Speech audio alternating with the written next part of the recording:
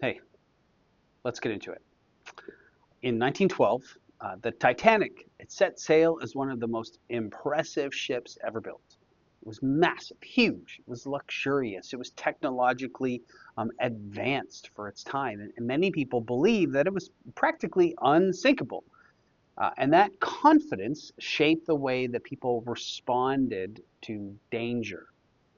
When the warnings came about icebergs, for example, the ship kept moving quickly through that cold Atlantic night. And the danger, it was real, but the confidence on the ship, it was just too high. It's one of the frightening things about pride. Pride doesn't usually feel danger in the moment, it just feels confidence, strength, the control, and certainty. But pride can blind us before it brings us to a breaking point. Proverbs 16:18. Pride goes before destruction, and a haughty spirit before a fall. The proverb, it's giving us a warning that pride goes before our destruction. Pride is not the same as gratitude for something that God has done in your life, being proud of a gift or a skill or ability. It's not the same as a healthy confidence. It's not wrong to use your gifts and enjoy work and be thankful for growth and all those things. Pride is when we start to believe that we are bigger and stronger and wiser, even just safer than we really are. Pride says, I don't need any help. I don't need correction. I already know. That could never happen to me. A proverb here it says that that kind of pride it leads to destruction. Not because confidence is always bad, but because pride cuts us off from the sources of wisdom. Pride can't admit weakness. It just simply won't ask for help.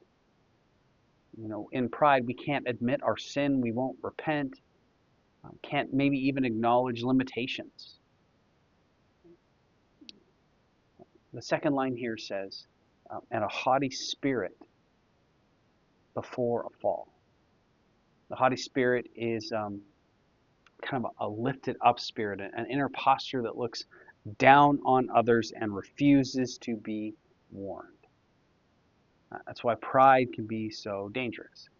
It makes us unteachable, especially maybe in those areas where we most need instructions. It can make us defensive when we're in those spots where we just most need correction. With that overconfidence, that pride sets us up to fail.